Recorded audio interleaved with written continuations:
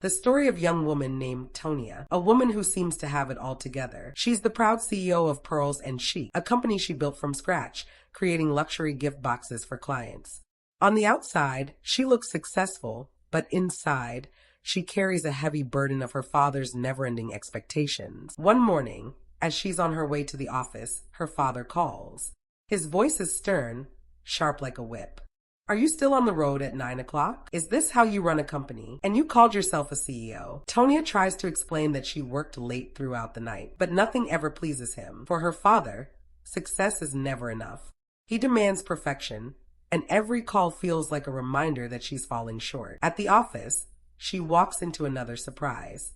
On her desk sits a bouquet of fresh flowers. For a moment, her heart softens. She thought maybe they're from her boyfriend, Dre. But no, they're from Vian, her loyal manager, who wanted to mark the company's anniversary. Dre, on the other hand, is nowhere to be found. He's distant, distracted, always claiming to be busy. When Tonia calls, he brushes her off with half-hearted excuses. "I'm in Abuja. We'll talk later," he says. His promises sound more and more like empty words. But while Dre fades in the background, Vian quietly proves himself reliable. When a furious client, Mrs. Adam, calls from the airport complaining about a delayed package, Tonia panics. Her heart races as the woman yells through the phone. But before things spiral, Vian steps in, calm and polite. He apologizes to the client, and he even offers to meet her at the airport with a replacement. His quick thinking saves both the order and Tonia's reputation. Still, Tonia doesn't pay much attention. She's too caught up in Dre and the storm brewing at home. One day at a tense family gathering, her father takes aim at Dre without him even being present. He mocks his jewelry, his casual clothes, his lack of seriousness. "You made the wrong choice," he tells Tonia. Tonia tries to defend the man she loves.